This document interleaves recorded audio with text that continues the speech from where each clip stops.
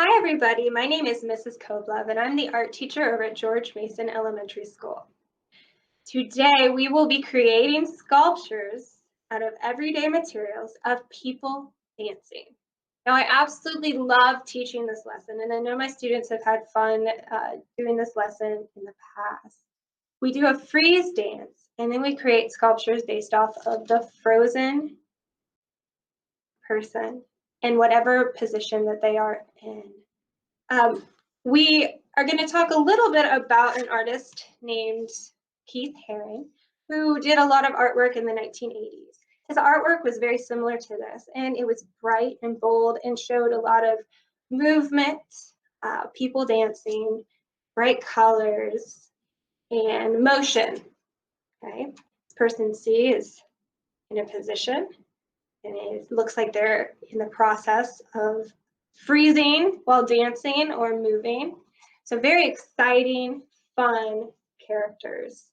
If you want to know a little bit more about Keith Haring, there's a video attached to this video. There's a link for a video about Keith Haring.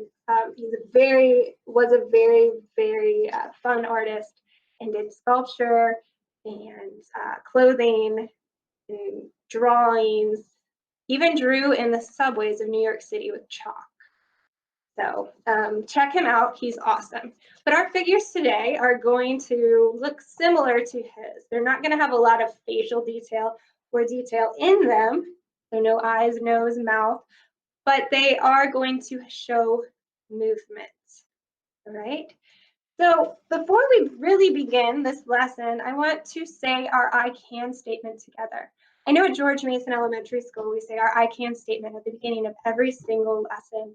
So I would like to keep that tradition alive and start this lesson off with that. So today, we are going to create a sketch of a figure first. So let's say it together. I can create a sketch of a figure. A figure is a person. A figure usually is a person when we're talking about drawing or sculpture. All right, so I can do that. I feel very comfortable with doing that, and you will be able to as well after I show you everything you need to do. Okay, so that's our first I can statement.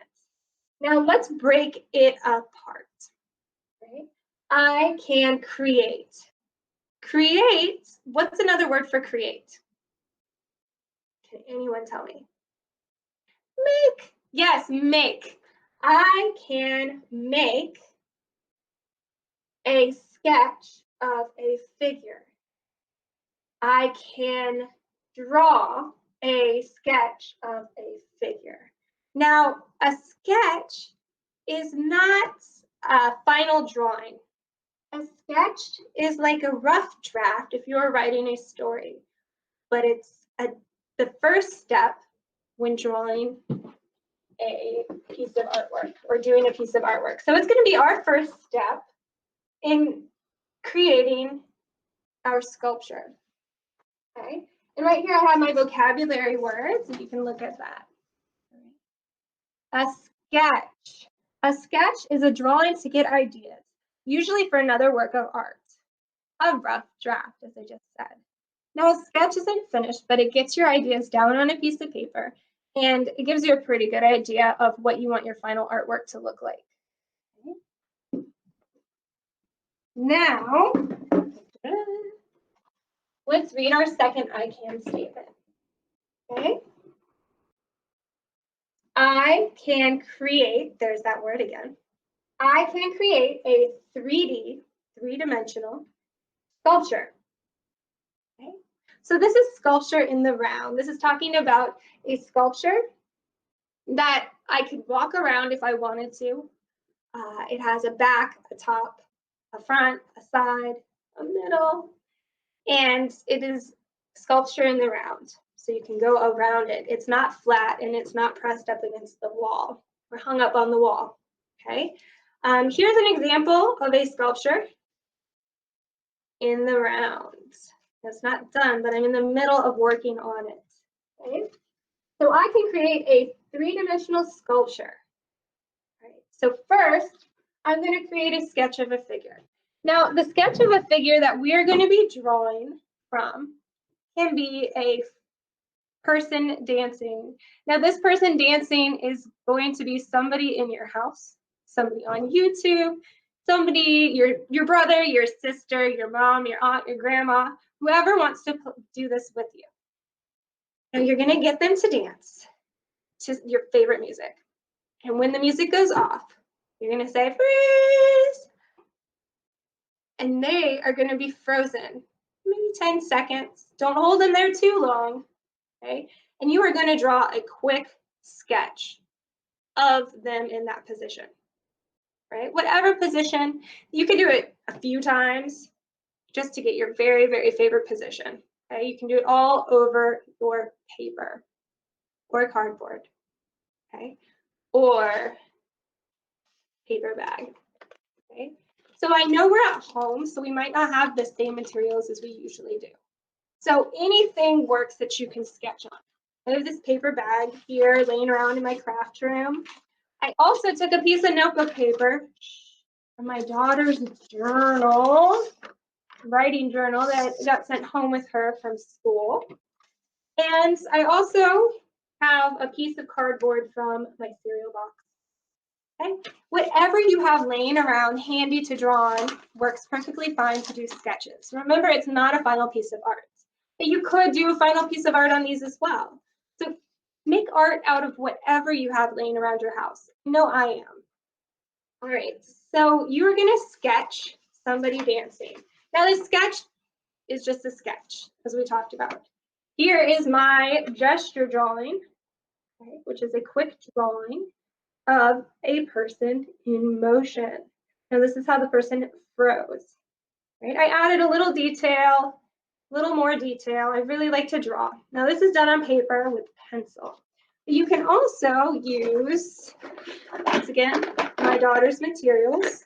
This is her supply box from kindergarten that got sent home with her. Now I got some crayons in here.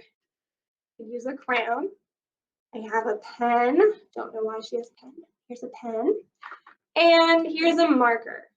Any of these materials will work as long as you can write with it.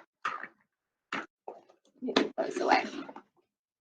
So since we are at home, I had to get creative with my dancers. And I wanted to include some of the teachers at George Mason Elementary School and even the principal. So a couple days ago, I had a Zoom meeting with all of them, and they decided to help me dance, right? I have a video of this, and I want to show it to you guys. Can you hear it? Yeah, all right.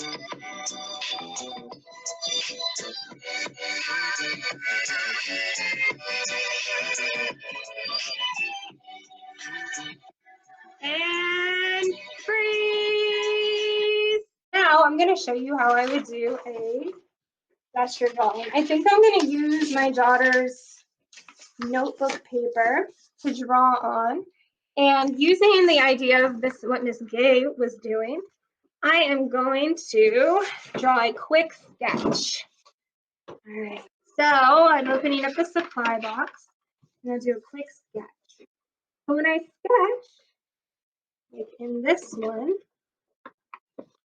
I get the head position, I get the arms, I get just the basic shape of the person as they are dancing.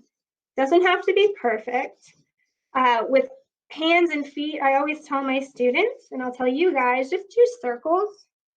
It will make it easier. We're not concerned with a lot of detail, and you can put in the detail later if you want to. Okay. I really liked how Miss Gay was standing, and I think that's about right. All right, so there's one gesture drawing. I could finish this and work on it and color it in if I really wanted to, but for today's project, I'm just going to do quick drawing in pencil on notebook paper. All right, so if I go back to my I can statement, I can create a sketch of a figure. Well, I just created a sketch of a figure dancing, which I'm really excited about. And I really appreciate George Mason family helping me out on that video. Now I'm going to move on to my second objective, which is I can create a 3D sculpture. All right. As I said before, we are going to use materials that we would have laying around the house. So the materials that I have laying around the house are Play-Doh. You can make salt dough, which is just flour and salt and water to sculpt with. If you want to make salt dough hard into an ornament or into a hardened sculpture, you cook it at a low heat in your oven. It's something fun to do.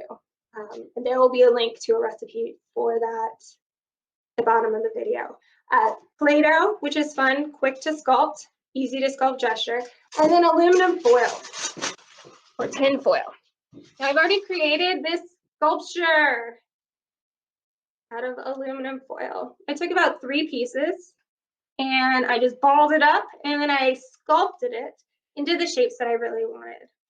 All right, so I'm gonna look with my eyes at my gesture drawing while I'm sculpting. So I'm gonna take the aluminum foil and I'm going to start, and it's loud and crinkly.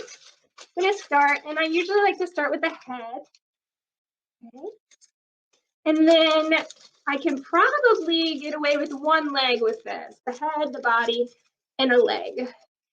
Okay. And her legs are just standing straight in this drawing I did. I'm gonna take some more aluminum foil. Right now it looks like a dragonfly and there's some wings. You can see. Let me pull it up a little bit more. So I'm going to mold it, shape it, bend it. Now this would be an incredibly large arm if it was just an arm.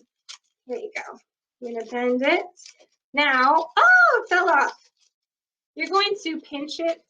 You can cross the arms across each other so that they stay in the position that you want. And you're just trying to mold it and shape it into something that resembles a figure in motion. Now one arm was up and one arm is down in my sculpture. Now I have one leg, so I probably need at least one more piece of aluminum foil for this project. All right. And you can keep adding. You could do all sorts of different sculptures in different positions.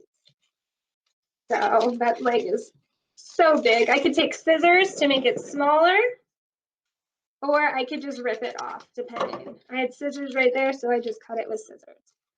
Okay, so here is my sculpture from a sketch of a figure dancing.